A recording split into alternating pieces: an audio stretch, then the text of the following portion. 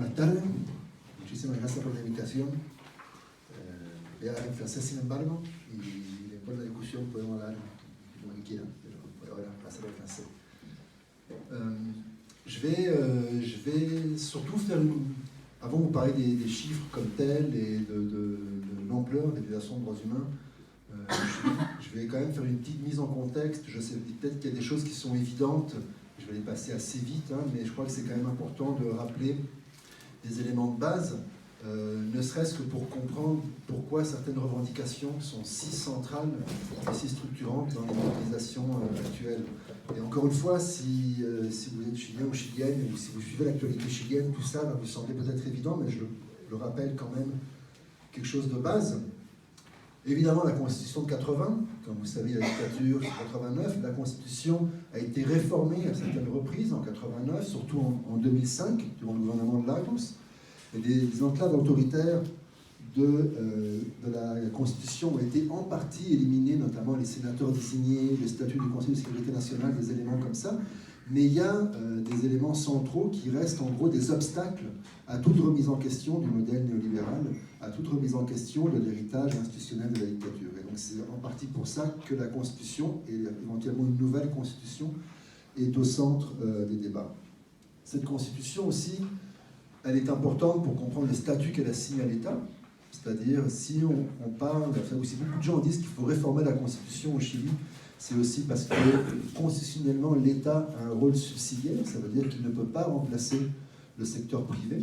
Et donc, en gros, qu'il y a des secteurs entiers de l'économie où le privé a un monopole de facto, notamment c'est le cas pour l'eau. L'eau est complètement privatisée au Chili. Mais ça veut dire aussi qu'il y a régulièrement des compagnies qui peuvent poursuivre l'État devant les tribunaux en disant que les politiques sociales remettent en question le statut subsidiaire de l'État. Et donc on utilise la Constitution, les acteurs privés utilisent la Constitution pour remettre en question les politiques sociales. Non pas qu'il y en ait eu des tonnes depuis la fin de la dictature, mais le peu qu'il y a de politique sociale est remis en question par des entreprises. Donc ça, je mets juste pour... Pourquoi est-ce qu'on parle autant de la Constitution? C'est en partie pour ça. Après, il y a le modèle, évidemment, néolibéral, que je ne vais pas vous faire un exposé là-dessus, ne vous inquiétez pas, ça serait trop long. Mais simplement pour rappeler quand même deux éléments de base. Tout d'abord, bon, comme vous le savez, c'est l'enfant prodige du néolibéralisme, depuis les années 70. Ça veut dire aussi que donc, tout est privatisé, la santé, l'éducation, les retraites, etc. C'est un peu, en Suisse, c'est peut-être moins le cas, mais en tout cas en France, comme vous savez, on parle beaucoup de réforme de retraite. Il y a une grève qui dure depuis le mois de décembre, où on passe, on va dire éventuellement passer d'une retraite par répartition à une retraite par capitalisation. Le Chili a une retraite par capitalisation individuelle depuis 1980. Celui qui l'a mise en œuvre, c'est le frère du président, c'est José Piñera. Et c'est un désastre pour les gens qui prennent leur retraite parce que les retraites moyennes sont environ de 200 € par mois. Entre 150 et 200 € par mois, pour dans un pays, comme vous savez, qui est quasi aussi cher que la France, peut-être moins que la Suisse, mais en tout cas aussi cher que la France. Donc on ne peut pas vivre, ce qui fait que les gens continuent à travailler quasiment jusqu'à la tombe. Parce qu'ils n'ont pas, à moins qu'ils aient eu un gros salaire, qu'ils aient pu épargner, ce qui n'est pas le cas de la majorité des Chiliens. Aussi, une économie extractiviste, ça on pourra en reparler plus tard, mais c'est lié aux enjeux liés à l'eau, à la crise hydrique qu'il y a au Chili, aux zones sacrifiées qu'il y a aussi par rapport au rôle des compagnies minières, et c'est aussi évidemment lié aux revendications mapuche, les revendications territoriales mapuche au Chili. Donc, il y a eu de la croissance, c'est indéniable, ça a provoqué de la croissance, comme ce que nous mentionnait Esteban, le Chili est rentré dans l'OCDE en 2010, donc soi-disant parmi les pays riches. Mais ça se fait avec d'énormes inégalités, et ces inégalités sont au cœur de l'estallido du soulèvement actuel. Comme vous le savez, un des slogans depuis le 18 octobre, c'est los 30 pesos son 30 años, donc c'est pas 30 pesos d'augmentation du métro, mais c'est 30 ans d'accumulation de problèmes, d'injustice, de souffrance, etc. Et ça, c'est le produit directement du modèle néolibéral qui est en place depuis les années 70. Donc je vais très vite là-dessus, après si ça vous intéresse, on peut redévelopper, mais c'est juste pour resituer quand même tout ça dans un contexte aussi politique. Ces revendications, et là je vais encore une fois juste énumérer, mais le soulèvement actuel, il ne sort pas de nulle part. C'est pas comme s'il s'était jamais rien passé. On dit Chile despertó, le Chili s'est réveillé. Oui, d'accord. Mais il y a quand même eu, depuis environ une quinzaine d'années, beaucoup de mobilisations. On dirait c'est un peu comme s'il y avait le snooze, non, on se rendort régulièrement et on se réveille régulièrement. Ça commence surtout en 2006 avec les mobilisations des étudiants du secondaire, les fameux pingouins, qui liés à leur uniforme. Ça se poursuit en 2011 avec le mouvement étudiant. C'est là où on voit d'ailleurs émerger plusieurs des figures actuelles du Frente Amplio ou du Parti communiste, comme Camila Vallejo, Carol Cariola, Gabriel Boric, Gabriel Jackson, tous ces gens-là qui deviennent importants en 2011, qui sont aujourd'hui très très contestés par les mobilisations, mais qui en 2011 semblent incarner une promesse de renouvellement politique qui n'a pas duré. En 2012, il y a des mobilisations aussi à Essen, en plus en Patagonie. 2016, énorme mobilisation contre le système des retraites, ou pour une réforme des retraites, justement en remettant en question le système par capitalisation individuelle, pour les raisons que j'ai mentionnées tout à l'heure. En 2018, d'énormes mobilisations féministes, vraiment, qui ont duré pendant plusieurs mois avec des vagues qui ont aussi remis en question, c'est lié à MeToo, tout ce qui s'est passé évidemment dans le monde sur les questions des agressions sexuelles, du harcèlement, mais qui ont remis en question le curriculum dans les universités, dans les écoles, et quand on voit aujourd'hui le succès de la Tesis, c'est aussi le produit de cette mobilisation qu'il y a eu en 2018. D'ailleurs, la Tesis, elle explique qu'elles ont commencé à travailler sur leur chorégraphie il y a à peu près 1 an et demi. Donc c'est le produit directement des mobilisations qu'il y a eu en 2018. Puis enfin, les luttes Mapuche ou Walmapu à la qui évidemment n'ont pas commencé il y a quelques années, qui durent depuis longtemps, qui se sont intensifiées depuis à peu près une dizaine d'années, et il y a des cas, notamment on pense à l'assassinat de Catrillanca, qui ont été vraiment très très importants pour cristalliser le mécontentement et pour mettre à l'avant-plan les conditions d'existence des Mapuche au Chili et leurs revendications et l'oppression à laquelle ils font face bien avant que l'estallido commence. Donc je parle de tout ça parce que c'est important pour comprendre qu'il y a un répertoire militant qui est déjà quand même bien établi parmi les différentes générations militantes, que c'est pas les gens tout d'un coup commencent à manifester, tout d'un coup commencent à faire des prises d'école, des occupations d'école, ou tout d'un coup commencent à faire des barricades. Il y a un savoir-faire militant qui s'est construit, qui s'est transmis. D'ailleurs, si vous regardez la séquence, 2006, ils sont en secondaire. La même cohorte, en 2011, est à l'université. Et puis après, ce sont des gens qui vont être structurants dans les mobilisations en 2016, en 2018, etc. Donc il y a vraiment... C'est la génération, en gros, qui est née après la dictature. Et le rapport aux politiques et le rapport aussi à la peur de la police, la peur de l'État n'est plus le même, en partie parce que cette génération est née après la dictature. Et finalement, dans le contexte, également du contexte, il y a une crise de légitimité énorme des partis politiques et des institutions. Si vous regardez toutes les enquêtes, ce n'est pas simplement Piñera qui a 6% actuellement au niveau d'approbation, qui est le plus bas de l'histoire du Chili, mais c'est tous les acteurs politiques. En moyenne, les partis politiques sont à peu près entre 2 et 4% d'approbation. Donc il n'y a aucun parti politique qui peut prétendre incarner une alternative ou un renouveau ou un espoir de quoi que ce soit. Si vous regardez la classe politique en général, elle est totalement discréditée. Et si vous regardez une institution comme le Congrès, il y a très peu de gens qui disent faire confiance au Congrès ou à la classe politique pour résoudre les problèmes du Chili.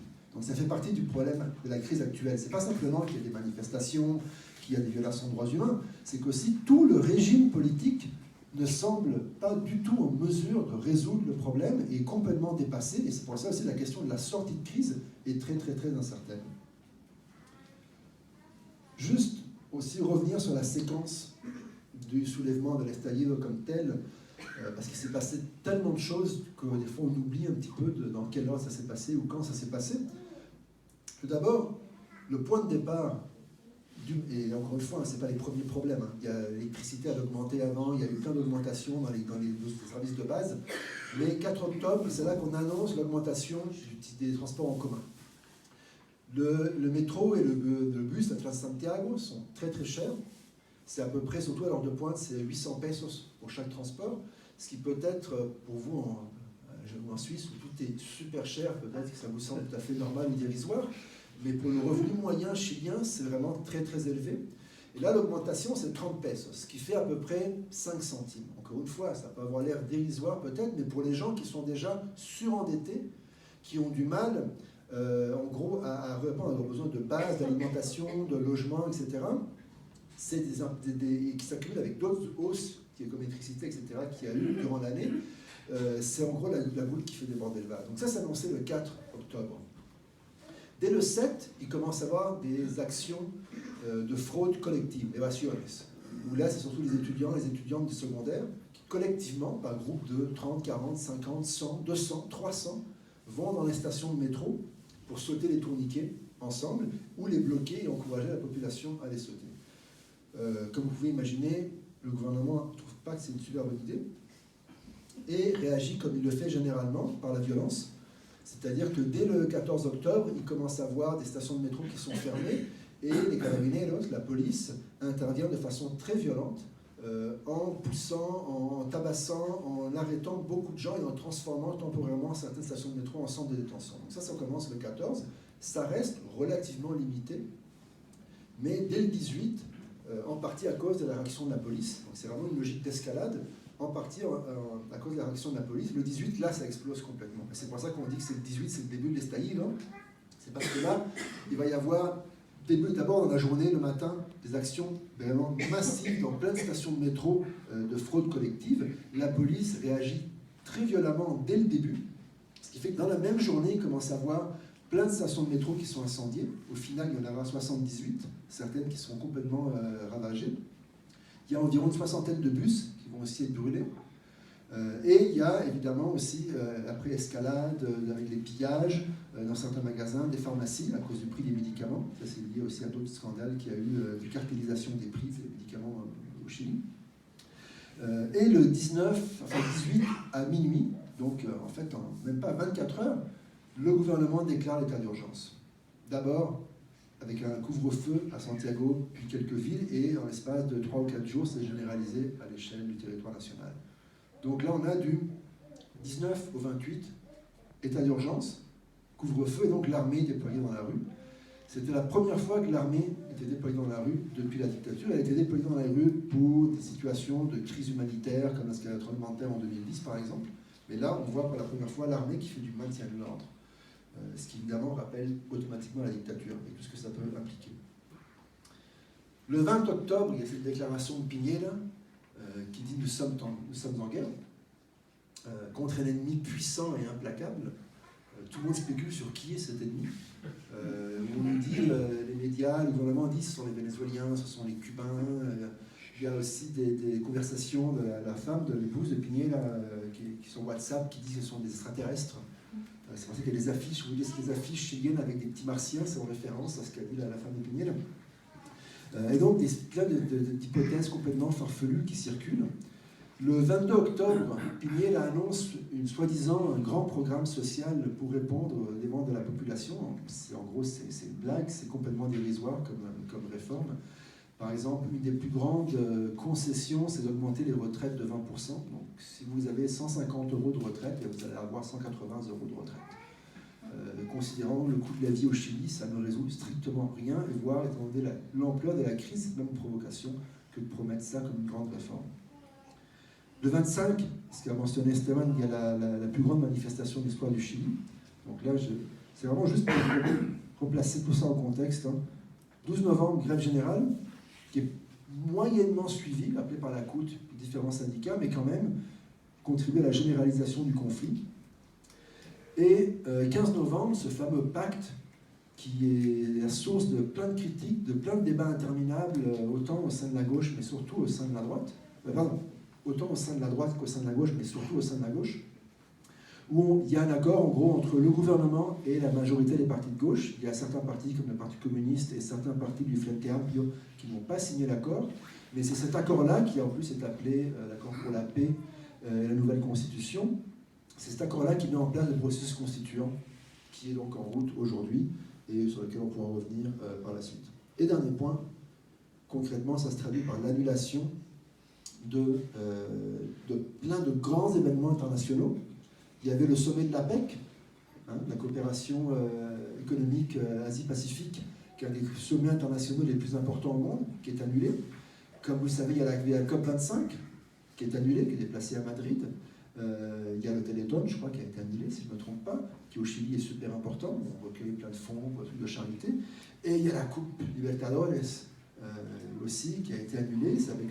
L'initiative est venue même des joueurs de foot qui ont dit on ne peut pas jouer une partie de foot dans ce contexte de violation, de violence, de violation de droits humains, etc.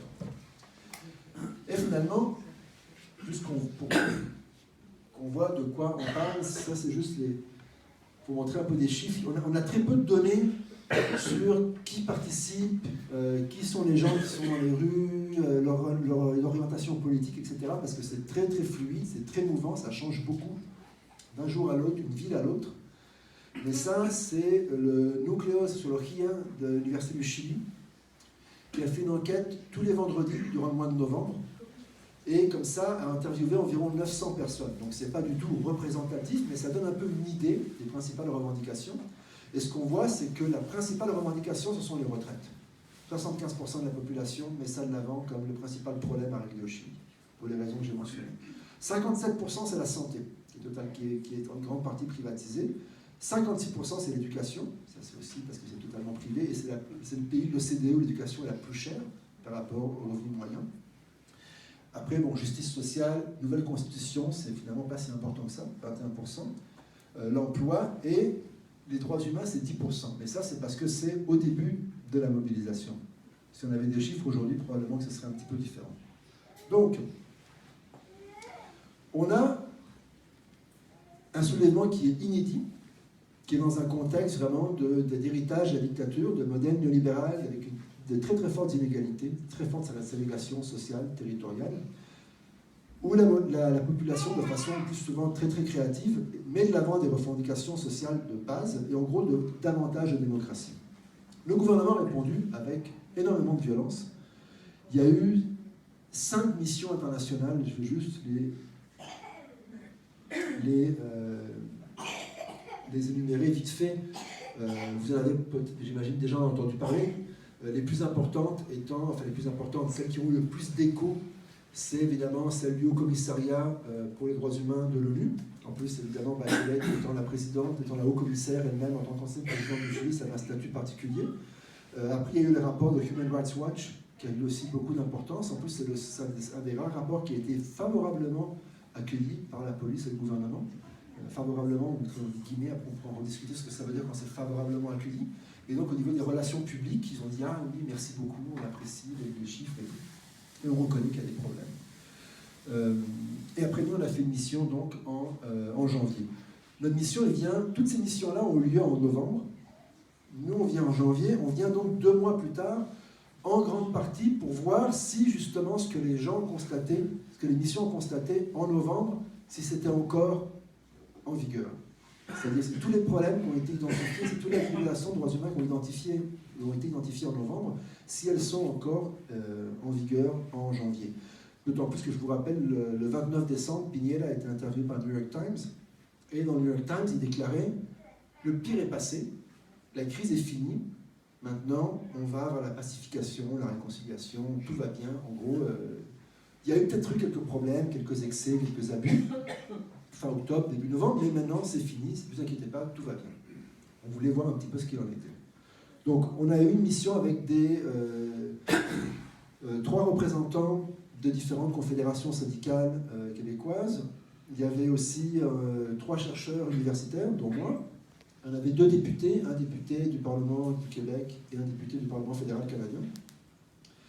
On a fait donc, comme c'était mentionné plus tôt, un terrain du 18 janvier au 27 janvier, dans 3 villes, surtout évidemment Santiago, la capitale, mais on est aussi allé à Valparaíso et Antofagasta, donc dans le nord, juste pour avoir un petit peu une idée de ce qui se passait ailleurs. Le Chili est très centralisé, d'ailleurs ça fait partie du problème, mais on voulait avoir un petit peu d'autres perspectives.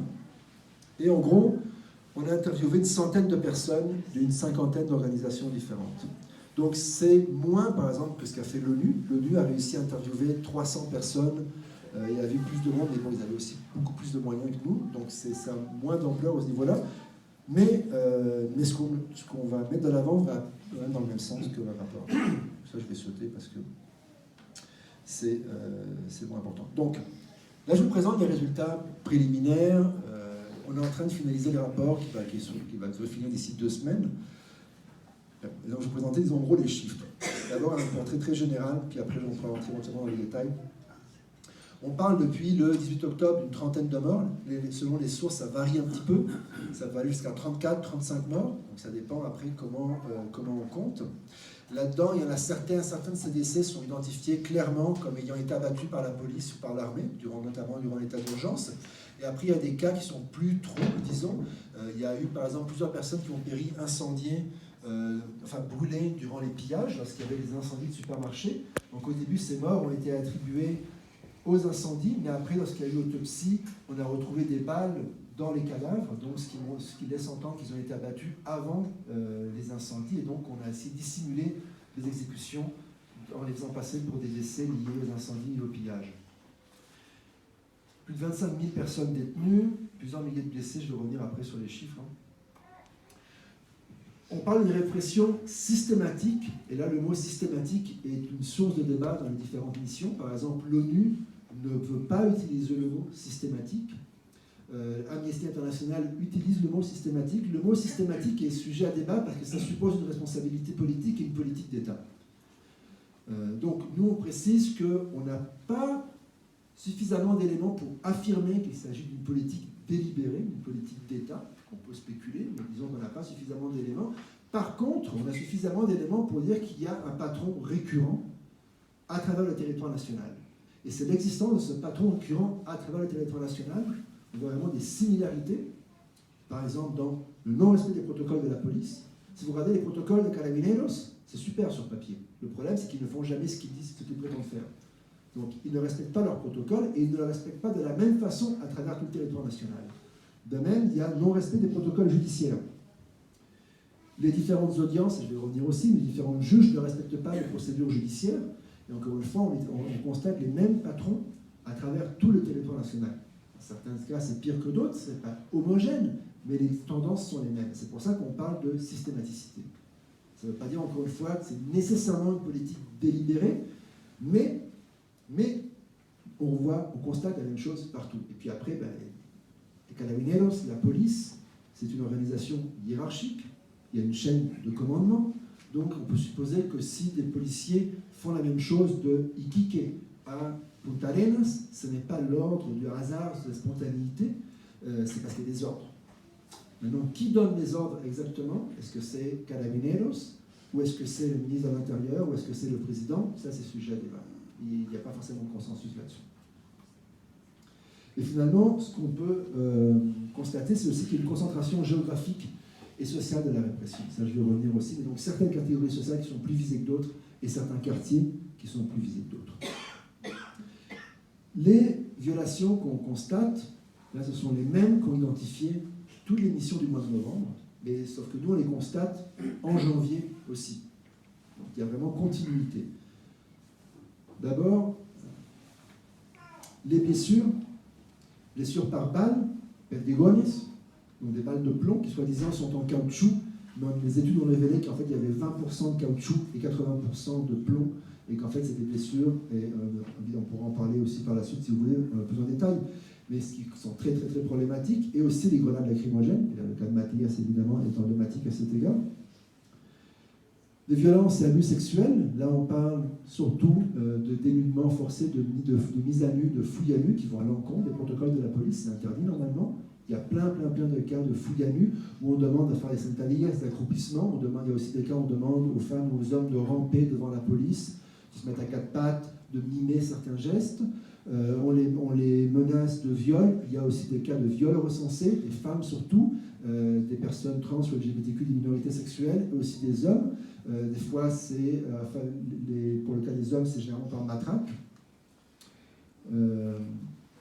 Plein de détentions irrégulières ou non enregistrées. Donc, non enregistrées, ça veut dire qu'en gros, vous êtes séquestré par un fourgon de police, par des policiers en civil. On vous promène dans la ville où on vous amène à un centre de détention informel et on vous relâche en périphérie quelques heures plus tard ou le lendemain, mais officiellement l'arrestation n'a jamais eu lieu et donc il n'y a pas de trace. Passage à tabac, bon ça c'est assez évident.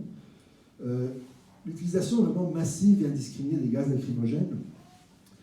Si vous êtes allé au Chili depuis le 18 octobre, vous avez remarqué que même lorsqu'il n'y a pas de manifestation, il suffit que le vent se lève et dans la terre, dans les arbres, dans l'herbe, on sent les gaz lacrymogènes accumulés depuis plusieurs mois. Donc il y a vraiment, c'est très très très massif comme utilisation. Et quand on dit que c'est indiscriminé, c'est qu'il y a souvent des quartiers entiers qui sont gazés, et par exemple, et notamment les quartiers populaires. Quand on était à Antofagasta, je ne sais pas si vous voyez comment est la ville d'Antofagasta, mais donc c'est dans le nord, ville côtière, c'est un peu comme une bande, et puis après il y a des flancs de montagne, la cordillère du littoral avec l'altiplano qui monte tout de suite, et tous les flancs de collines, c'est les poblaciones, c'est les campamentos. Les manifestations commencent au centre de la ville, et là la police repousse les manifestants vers les poblaciones, et quand ils sont dans les quartiers populaires, ben là ils gazent tout le quartier.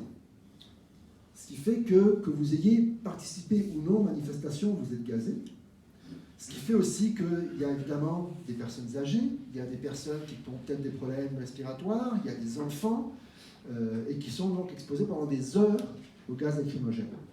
Et ce qu'on a eu comme témoignage, c'est que les gens vivent ça vraiment comme des punitions collectives.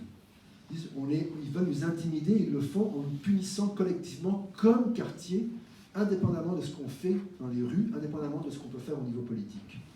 Aussi à Santiago même, si vous allez dans une population comme l'Ormida, à Peñalolén, là il y a des affrontements quasiment quotidiens, en partie avec le commissariat de police du quartier. Et eux, alors on est allé à Peñalolén, on est allé à l'Ormida, on a aussi interviewé des gens dans le quartier, et eux ils nous disent que ça commence à la fin de la tombée du jour. C'est aussi pareil, bombes lacrymogènes, grenades, perdigones, etc. Et aussi, régulièrement, ce sont les hélicoptères qui passent au-dessus du quartier qui larguent les bombes lacrymogènes par hélicoptère. Donc là, c'est de nouveau, c'est tout le quartier qui est gazé, indépendamment de ce que les gens ont pu faire au niveau individuel. Donc c'est massif et c'est indiscriminé. Les procédures judiciaires aussi, les protocoles ne sont pas respectés. Et ça évidemment, il y a plusieurs problèmes, parce que ça affaiblit la réalité de certains droits. Par exemple, il y a un droit de base qui est le recurso de amparo, c'est-à-dire le droit de protection, où si jamais une arrestation ne respecte pas le protocole, on va tout de suite faire une plainte pour dire « je n'ai pas été arrêté selon les procédures et donc mon arrestation est irrégulière et donc le processus devrait être suspendu jusqu'à ce qu'un juge se penche sur mon cas ». Très souvent, le problème, c'est que quand l'arrestation a été irrégulière, il n'y a aucune trace, il n'y a aucun registre, et les gens sont relâchés quelques heures plus tard ou le lendemain. Quand ils vont au tribunal pour faire un recurso de amparo, on leur dit, de un, je n'ai pas de registre, officiellement, vous n'avez pas été arrêté. Deuxièmement, vous avez déjà été relâché. Donc le problème est réglé en gros. Donc, je ne peux rien faire pour vous. Désolé. Donc encore une fois, c'est un droit de base le non-respect des protocoles judiciaires fait que ce droit-là ne peut pas être mis en pratique. Un autre problème, c'est l'utilisation abusive des détentions préventives.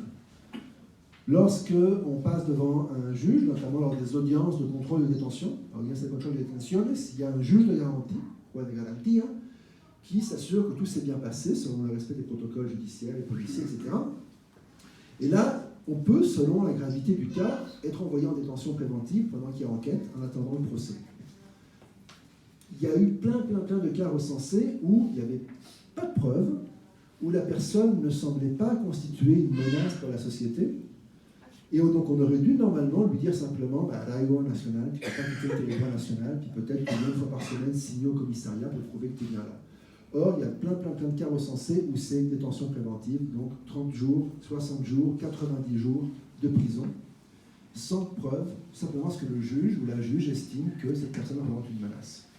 Et des fois, c'est des gens simplement qui ont été arrêtés aux alentours des manifestations, ou parce qu'ils couraient, ou pas même blessés, des choses comme ça, et donc ils s'en vont directement en prison. Et là-dedans, il y a plein de mineurs aussi. Il y a certaines prisons, notamment la prison numéro 1 de Santiago, où il y a énormément de mineurs en détention préventive. Et dernier point sur les procédures judiciaires, la base de l'audience des contrôles de détention, c'est que le juge pose des questions de base pour s'assurer de recueillir des informations sur le déroulement du processus. Donc par exemple, comment est-ce que vous avez été arrêté? Est-ce qu'on vous a bien traité? Est-ce que vous avez pu passer un coup de fil à la famille ou à un avocat? Est-ce que vous avez lu vos droits? Est-ce que vous avez pu, aller aux toilettes? Des choses de base. Or, il y a plein de cas, les études vraiment d'observation dans les cours d'audience, où le juge ne pose pas ces questions-là. Donc là, à moins que la personne arrêtée soit consciente de l'importance de dire ces choses au moment de l'audience, après c'est trop tard, après ce n'est pas répertorié, il n'y a pas de registre et on ne peut pas porter plainte. En tout cas, c'est beaucoup plus difficile parce qu'il faut retrouver tous les éléments de preuve qui auraient dû être enregistrés au début. Donc encore une fois, les protocoles judiciaires ne sont pas respectés. Et finalement, le personnel qui est censé être un peu plus préservé de tout ça. Les observateurs, les observatrices des droits humains, les journalistes, les secouristes pour les premiers soins sont eux-mêmes ou elles-mêmes visés par la police. Donc il y a plein de cas de harcèlement, de menaces, même de violences sexuelles et de personnel, par exemple, de journalistes ou d'observateurs directement visés par des armes à feu de la police. Il y a même un journaliste de Mega Noticias, un caméraman qui a perdu un œil, il a reçu un perdigon dans le visage. Donc même les personnes qui soi-disant sont préservées ou un petit peu plus préservées de ça sont elles-mêmes visées par la police. Donc juste pour vous montrer les chiffres, le dernier chiffre de l'INDH, je vous parlerai un peu des problèmes qu'il y a avec ces chiffres-là, mais l'Institut national des droits humains, qui est un organisme semi-étatique, c'est-à-dire qu'il est officiellement autonome, mais en même temps le directeur est nommé par un conseil d'administration où le Congrès et le gouvernement a la majorité des voix. Donc il y a quand même un lien politique, disons, avec la direction de l'Institut. C'est d'ailleurs aussi pour ça que le directeur de l'Institut a été très critiqué parce qu'il a refusé de dire qu'il y avait une violation systématique des droits humains. Donc on lui a dit qu'en fait qu'il n'était pas indépendant politiquement, qu'il était tributaire de l'État, ce qui a fait qu'après les observateurs de l'INDH ont été pris à partie dans les manifestations. Mais c'est les chiffres que tout le monde utilise, que toutes les missions utilisent. En gros, c'est les seuls chiffres qui font un petit peu un portrait global, un petit peu, par rapport aux problèmes. Donc depuis le 18 octobre jusqu'au 18 février, 4 mois, on parle de 3765 personnes blessées. Vous marquerez donc 282 mineurs. 445 lésions oculaires, dont 34 qui ont perdu un ou les deux yeux. Pour ça, pour vous donner un peu une idée, d'après les différentes études dans les territoires palestiniens, c'est pourtant par le coin le plus relax de la planète, en 6 ans, de 2013 à 2019, donc en 6 ans, il y a eu environ 150 blessures oculaires. Donc là, au Chili, en 4 mois, il y en a près de 450. Donc 3 fois plus que dans les territoires palestiniens.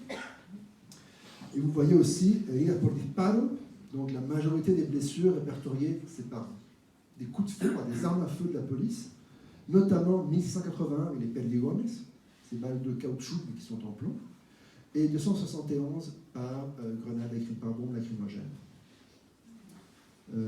Aussi. C'est comme par type de violation de droits humains, là je vais aller vite, mais vous voyez, usage excessif de la force et les passages à tabac, mais surtout violence sexuelle, 192, cas de torture recensés, 45, là on parle de 1541 cas, ça c'est le rapport du 31 janvier. Donc c'est énorme, les médias je pourrais y revenir après parce que c'est plus de détails, juste pour vous montrer, pour que vous puissiez visualiser ce que ça veut dire ces blessures-là. Là, je vous prie, il y a des photos qui sont pas évidemment agréables à regarder, mais c'est important de visualiser tout ça. Ça, c'est les armes utilisées par Carabineros quand ils tirent avec les perdigones. C'est ça, les perdigones. C'est une cartouche. Dans une cartouche, il y a 12 perdigones. Ok, c'est comme ça. Donc, dans une cartouche, il y a 12 perdigones. 20% de caoutchouc, 80% de silice, etc. Dans la mesure où il y en a 12 par cartouche, quand on tire, on ne reçoit pas simplement un impact. Il y a régulièrement des manifestants qui ont une dizaine, quinzaine, une vingtaine d'impacts. Là, vous voyez un peu ce que ça veut dire comme blessure. C'est quand même assez important. Imaginez ça sur la colonne vertébrale, ce que ça peut faire comme dégâts. Il y a ça, Valparaíso, il avait reçu 18 impacts de perdigones. Ça, c'est sur les jambes, les mains, les bras. Donc, c'est pas simplement une petite blessure. Ça, c'est un autre type de cartouche qui est utilisé surtout en Colombie, qui va à l'encontre des protocoles de Carabineros, mais qui a été répertorié aussi. Ça s'appelle les beanbags. Vous voyez le petit sac, c'est plein de petites billes comme ça dans une cartouche. Quand c'est tir, voilà ce que ça donne sur les jambes. Donc imaginez quand ils tirent sur le visage, ils ne sont pas censés tirer sur le visage, mais en fait, ils visent le visage, ce qui l'amène, la matière s'en parlera davantage, mais c'est toutes les blessures aux yeux, compris donc une proportion très importante, mais aussi très symbolique. Et donc dans les manifestations, avoir le visage, l'œil couvert comme ça. Et vraiment, on revient de plus en plus, même dans les affiches aussi, parce que le Chili s'est réveillé, le Chili ouvre les yeux, c'est le symbole de la conscience, de porter un nouveau regard. Et qu'est-ce que fait le gouvernement? Il déborde. Donc il veut empêcher, symboliquement, métaphoriquement, enfin pas métaphoriquement en fait, littéralement, il veut empêcher les gens de pouvoir regarder. Dernier élément sur les blessures, c'est l'eau des guanacos, des canons à eau, les études qui ont révélé les éléments de toxicité aussi dans l'eau. Donc là aussi, les photos sont un petit peu troublantes. Mais l'eau brûle, en fait, si vous ne lavez pas rapidement et vous restez toute la journée avec les vêtements très trempés, ben c'est de l'acide. Et si ça se rajoute au gaz, ça brûle la peau. Donc voilà ce que ça donne sur la peau. Et donc imaginez votre corps comme ça couvert de brûlures. Donc il y a eu comme ça des cas répertoriés, plein de cas répertoriés de brûlures à cause de l'eau mélangée avec les gaz. Donc, là je ne vais pas rentrer dans les détails des chiffres, mais simplement, ça a baissé d'intensité, parce que vous voyez en haut, c'est les chiffres, la première colonne tout en haut, c'est les chiffres durant l'état d'urgence. On parle d'un pic environ 400 blessures par jour. En bas, c'est décembre, janvier, donc vous voyez, c'est beaucoup moins parce que l'échelle est sur 35, alors qu'en haut, c'est une échelle sur 450. Donc en bas, c'est quand même beaucoup moins fort. Okay, donc ça a baissé d'intensité, mais ça continue jusqu'en fin janvier. Et si vous regardez les médias chiliens, il y en avait encore hier à Viña del Mar, il y en a eu à Valparaíso durant le week-end. Donc ça a diminué, mais on parle encore de 15 blessures par jour. Pareil pour les blessures oculaires, ça a diminué l'intensité, mais ça continue. Pareil pour les armes à feu, ils avaient dit on arrête d'utiliser les perdigones, mais ils continuent. Pareil pour les arrestations, ça baisse d'intensité, mais on parle encore quand même d'une 50aine d'arrestations par jour à certains moments. Donc, baisse d'intensité, mais ça continue. Tout ça, c'est vraiment la pointe de l'iceberg. Je vous ai dit, les chiffres de l'INDH que tout le monde utilise, ils sont basés sur ce que le personnel de l'INDH peut observer. Donc, ce qui n'est pas observé n'est pas recensé. Or, dans certaines villes, comme Antofagasta, ils ont 4 employés. Il y avait, durant le premier mois de soulèvement, 3 manifestations par jour. Aujourd'hui, c'est 3 par semaine. Imaginez 4 employés pour couvrir tout ce qui se passe dans une manifestation. Il y a plusieurs milliers, voire dizaines de milliers de personnes, ou centaines de milliers de personnes, à Santiago. Et couvrir les manifestations, les commissariats, les centres de santé, les hôpitaux, les prisons. Évidemment, ils sont complètement débordés. Ils ne peuvent pas du tout répondre à la demande, entre guillemets. Donc ils couvrent une toute petite partie, ils observent une toute petite partie de ce qui se passe réellement. Mais si ce n'est pas observé, ce n'est pas répertorié. En plus, comme j'ai dit, beaucoup d'arrestations sont irrégulières, donc elles n'existent pas dans les registres. Les blessures, les hôpitaux ne sont pas une source fiable, parce que beaucoup de gens ne vont pas dans les hôpitaux, parce qu'il y a beaucoup d'hôpitaux qui avertissent la police, et après on est arrêté dans l'hôpital même. Donc pour éviter de se faire arrêter, on va à des points de des centres de santé informels ou des points de premiers soins informels, ou mais la ligne, ce qu'on nous a raconté, c'est qu'ils enlèvent eux-mêmes les perdigones avec des lames de rasoir, puis des infectent rapidement pour ne pas aller dans les points de santé. Donc on a encore une fois des visions très partielles. On a il y a plein d'organismes différents qui produisent des chiffres. L'INDH est le plus gros, mais on a une vision très fragmentée. Il n'y a aucun travail d'agrégation de tous ces chiffres. Donc, on voit une petite partie, le collège de médecins produit ces chiffres sur les blessés, les journalistes produisent ces chiffres, les infirmières produisent des chiffres, mais on n'a aucune agence qui fait une agrégation de tout ça. Donc, c'est très fragmenté et c'est partiel. Et finalement, la Fiscalia, le procureur de la République, a soumis un rapport fin janvier qui dit que à fin janvier, il y avait eu 5558 plaintes pour violation de droits humains depuis le 18 octobre. Pour l'instant, il y a eu 38 agents de l'État qui ont été mis en examen. C'est infime, mais vraiment infime. En plus, on parle de bien examen. Combien vont être condamnés? Ça reste à voir. Puis condamnés à quoi? Le plus probable, c'est que ce soit des sanctions vraiment mineures, très légères. Donc, Gonzalo Blumen a dit début février que la justice fonctionnait au Chili, que le Chili était un état de droit, qu'il n'y avait pas à s'en faire, il fallait laisser le temps à la justice de faire son travail. pour l'instant, ce qu'on voit, c'est que de facto, il y a une impunité. Et on verra, si on regarde l'histoire du Chili, c'est plutôt l'impunité qui domine plutôt que l'imputabilité. Donc je vais m'arrêter ici, je voulais vous parler, après on pourra parler dans la discussion de ce qui va se passer au mois de mars, avec la rentrée scolaire, évidemment en avril, avec le plébiscite du 26 octobre. Ça, dans la discussion, on pourra revenir là-dessus. Simplement, peut-être une statistique intéressante, le dernier sondage qui a été fait la semaine dernière montre que 55% de la population du Chili estime qu'il est nécessaire que la population continue à manifester, malgré 4 mois de mobilisation, de répression, etc. La majorité veut encore qu'il y ait des manifestations et 73% est à faveur d'une nouvelle constitution. Et on pourra y revenir après dans la discussion.